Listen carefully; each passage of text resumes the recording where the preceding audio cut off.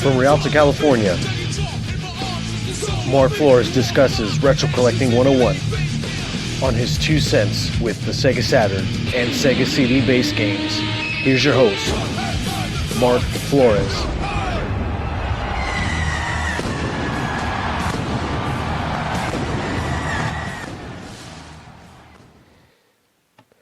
Thank you guys for tuning in to the Retro Collecting 101 episode. I am your host, Mark Flores. Today's episode of Retro Collecting 101 is brought to you by Game Swappers. Game Swappers, buy, sell, and trade your retro games and next-gen consoles. That's Xbox One and PlayStation 4. You could come into contact with Game Swappers via Instagram at GAMESWAPPERS. That's GAMESWAPPERS. Game Swappers, buy, sell, and trade your retro games. Keep in mind, guys, that if you do decide to purchase some retro games via Game Swappers, they have a promotion where if you do share any 3 of my shows, which includes the Mark and Andre podcast, a current event podcast based with movies, conspiracy theories, and just current events, and then you have my second show, which is Paper Review with Mark Flores. Paper Review is basically wrestling, WWE wrestling updates, and breaking news via WWE as well. And this show, Retro Collecting 101, where I discussed a slew of topics, whether it be advice on retro collecting or anything of that, whether it be as console or what have you. But if you do decide to share any 3 of these shows and screenshot it, and if you're able to show me or Game Swappers, we'll make sure to get you 10% off your purchase of any games on games through Game Swappers, whether that be online or offline, or you get 10% more towards your trade-ins. That's in store only with trade-ins, but with the purchase of items that can be done online or in store. And all their information is posted on the Instagram page, where you'll be able to come in contact with them. Anyway, I wanted to give my 2 cents on the Sega Saturn and Sega CD, both launching around 95 and 96. The Sega CD was the answer to the PlayStation, and the Sega Saturn was then the upgraded version of the Sega CD, in my opinion. The Sega Saturn debuted in 1995. It had a total of 9 million units sold in the U.S., it had a library of about 600 games, and knowing Sega, a very, very strong percentage of those games are going to be sports games. The Sega Saturn was a system that was sandwiched in the wrong time to me. Right after the hype of the PlayStation is when it was released here in the States. It was actually a really enjoyable system that had a few good fighting games. Not only that, there's a great number of ports for this console here. In Japan, if you actually had a 3 megabyte RAM cart, you can actually get the near arcade perfect ports of the Street Fighter versus series, Street Fighter versus X-Men, Street Fighter versus and then Capcom versus Street Fighters. Marvel Superheroes versus Street Fighter as well. You had the Versus series that were near arcade perfect arcade ports. But what we have to actually discuss here is that the Sega Saturn was a very, very I'd say in my area it was a very unbeknownst console. Not a lot of people knew about it, so they also weren't able to get many games for it, because in my area where I grew up in the Inland Empire, kind of in the greater Los Angeles, San Bernardino County area. Most KB Toys and most game stores didn't hold that many Sega Saturn games. You had to go to actual big stores to actually get these games, but mostly the stores that were around my area basically specified in all Nintendo and Sega Genesis stuff. nearing the age of the PlayStation, the first PlayStation, and the Nintendo 64, the Sega Saturn was kind of like the redheaded stepchild of the three systems. Not saying that all three of them were actually battling against each other. I mean, we knew Sega Saturn was in a very, very strong third place in comparison to the Nintendo 64, the PlayStation, and itself. But what I want to do is I want to bring my 2 cents onto the Sega Saturn, and I want to, talk about all the positive things that you were able to do with the Sega Saturn. I'd say the first thing I'd want to tell people is that the Sega Saturn, both the Virtua Stick and the arcade pad, the Virtua Stick, which is their version of the arcade pad, and their base controller are next to the NES Dogbone controllers as one of the best controllers I've ever held in my life. It sits well on the hands. You have a total of 6 buttons to your right, and then you have the D-pad on your left, and it's a very good feel. I myself am a left-hander, so I do feel the direction buttons a little more. It's a little more intense on the left side for me, but I still enjoy the comfort of it because there's an actual divot on the inside part of this controller to where it actually sits well between your not your index but your middle finger. It sits well between that, and that way you can actually use your thumb for most of the gameplay. It's definitely a great controller to me. It actually has similar characteristics to that of the SNES controller, to where it actually sits well in your hands, and then you actually have the 6 buttons on the side, on your right side as well. Even though the Super Nintendo Dogbone controller only had 4, this one shared the same model sense in a way that it actually had an additional button. So reasonably, the controller had to be a lot larger, but it was sleek, it was smooth, and it was definitely a good controller. The base controller for the Sega Saturn is really, really nice. They actually have a smaller version of it too. It's a more compact design. It actually holds the same size as the a little bit larger though as to the SNES Dogbone controller. They're excellent controllers though. But let's see what else we have here on this docket that I wanted to discuss just to make it a good point. Another thing that the Sega Saturn actually had that no other console had in its time is actual cartridge slot in the back. The cartridge slot wasn't necessarily made for games, but it was actually made for memory, and it was actually made for RAM enhancement if you needed it in Japan. But here in the States, I think we only used it for the memory card. The best thing about this is that you were able to play import games, Japanese Sega Saturn games. For example, the version of Die Hard Arcade in Japan is called Dynamite Decca. Dynamite Decca is actually an exact English port of Die Hard Arcade made for Japan. Just to educate you a little more, Dynamite Decca ended up coming out first. But then when people actually saw it shared, when the publishers actually saw that it shared similarities to that of the movie Die Hard Arcade, they decided to, hey, let's push Die Hard Arcade into the States with this game, and that's what ended up happening. So the game itself, Dynamite Decca, the Japan release, is actually only about $20 to $25 online complete. I was able to snag a copy off eBay a couple years ago for about $15, just the disc, because I only needed the disc at the time. Because I heard that if you had Dynamite Decca, you just had the exact port of Die Hard Arcade. Die Hard Arcade nowadays goes for about $50 complete, $50 to $75 complete. It just depends on which way you look. So I decided with the Sega Saturn that I purchased, and I got a great deal, by the way. About 2 years ago, I was able to get a Sega Saturn with 2 controllers, and Street Fighter Alpha, and the region unlocker, which actually came with the system that they sold me. It doesn't come with the default system. I was actually able to get it for $65. everything for $65. And at that time, Sega Saturns were very hard to find, especially a working one.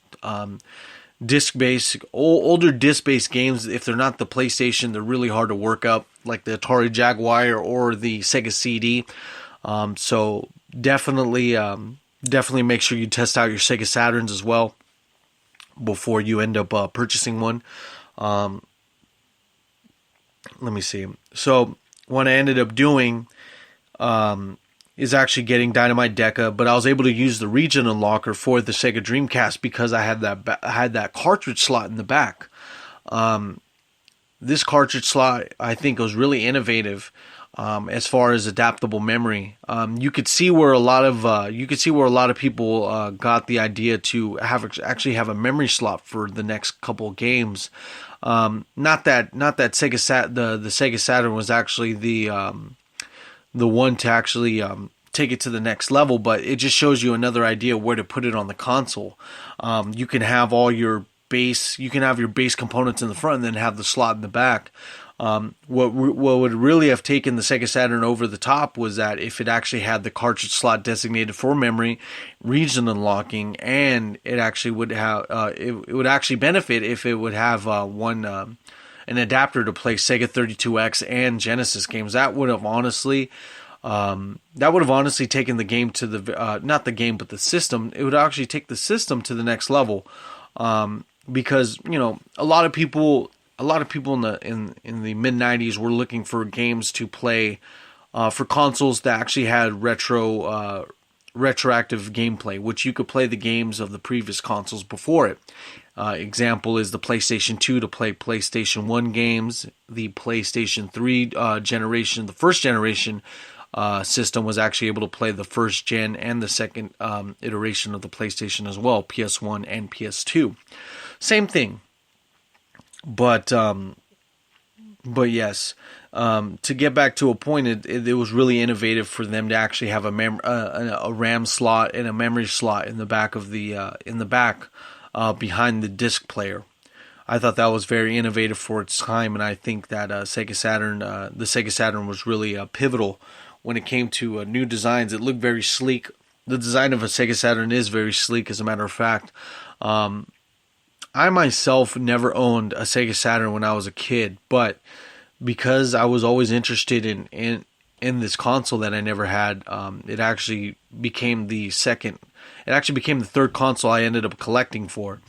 A lot of people end up going the Sega route with only the Genesis.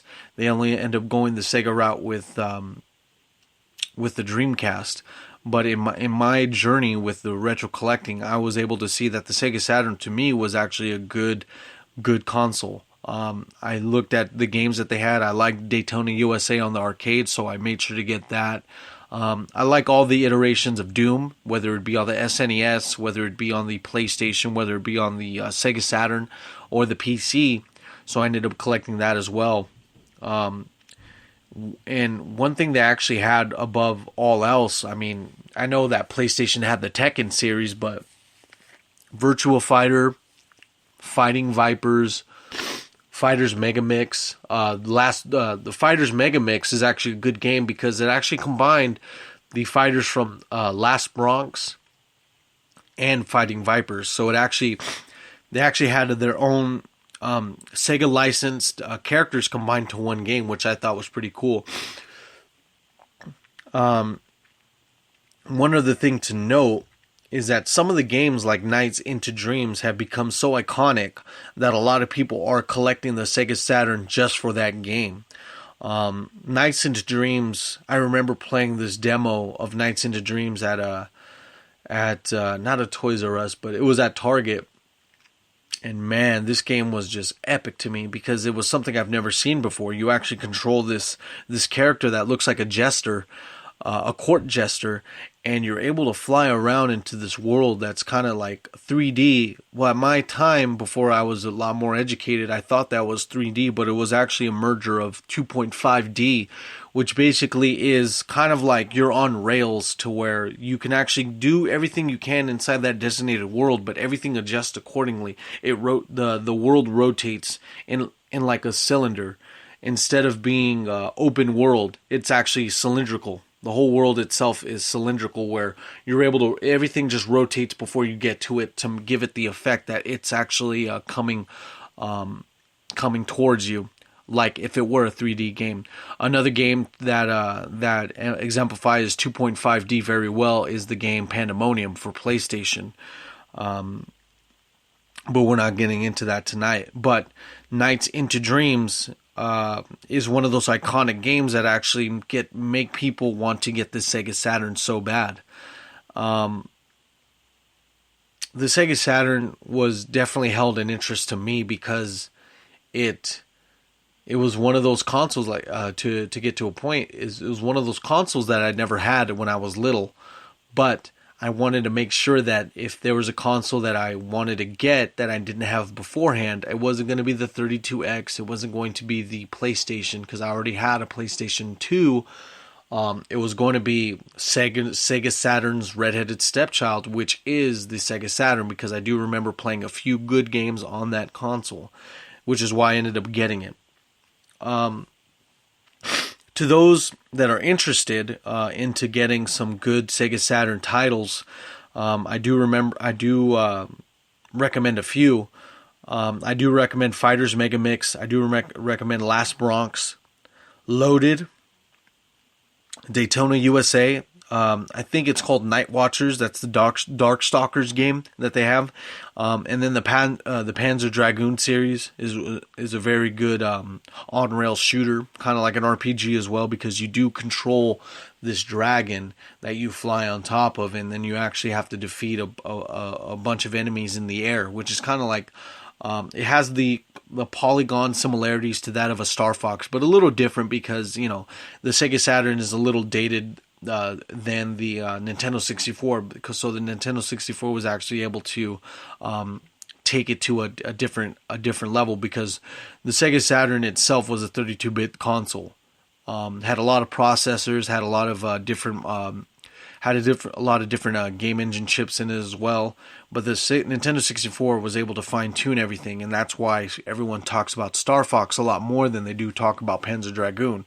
But in regards to Panzer Dragoon, it is a lot more heralded and a lot more rare to that of Star Fox 64, because Star Fox 64 was one of the first games that actually came with the Rumble Pack. It was actually provided on the promotion for Star Fox 64 began with advertisement for commercials, and then you actually had a VHS that you were actually able to get via Nintendo Power subscription, so that actually came into play as well.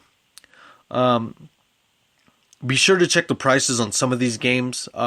Compare these to different avenues to keep. What I want to get to is that you want to make sure to compare different places with these games. That's what I wanted to get at before I trailed off and ended up rambling. The reason that some of these games are priced differently is because the person pricing them doesn't know whether or not the price includes it to be complete in box, doesn't factor in condition. So just make sure you have your price charting app on hand to make sure to see if you're able to get this game for a little cheaper than what it is in other places. So just make sure to shop around for the Sega Saturn. These cases are definitely hard to keep pristine. Keep in mind that this Sega Saturn actually came with the game, the instruction manual, and a little foam rectangle. The little foam rectangle doesn't necessarily make it complete, but it is a welcome addition to the sellers selling it, because that's more reason to buy it in its pristine condition. So the legacy behind the Sega Saturn to me was that it definitely took CD-based games. It definitely set the precedent to CD-based games. Sega actually knew what they ended up doing wrong with the Sega CD, but the Sega Saturn ended up doing everything right after that.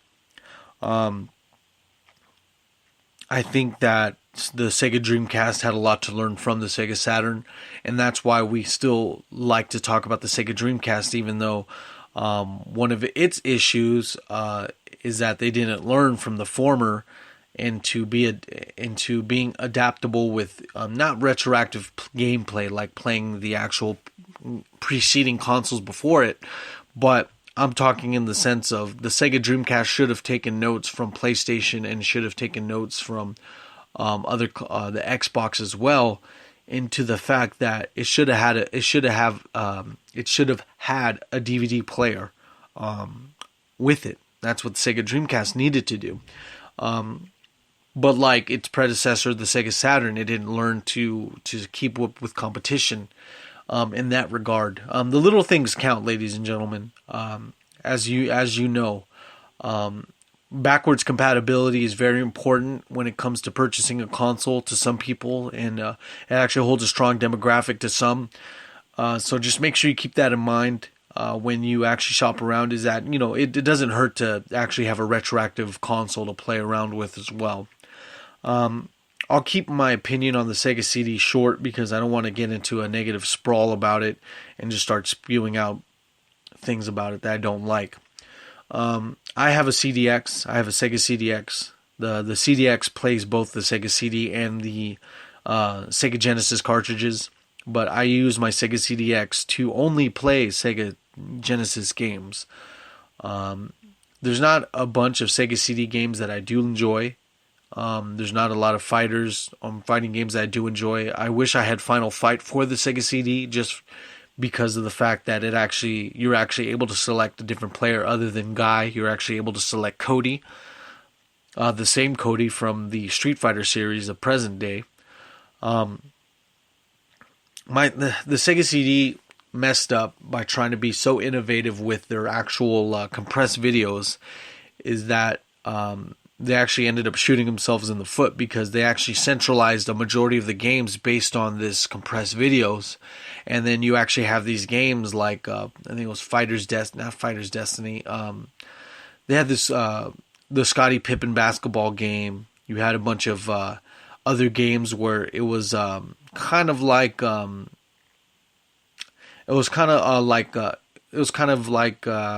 is that game? I do not want to go. Oh yeah, Dragon's Lair.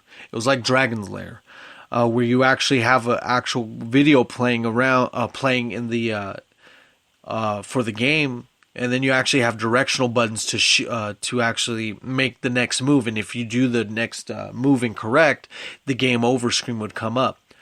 Dragon's Lair is very famous for having several ports on a bunch of different consoles. I mean, there's some DVD players that can play a Dragon's Lair.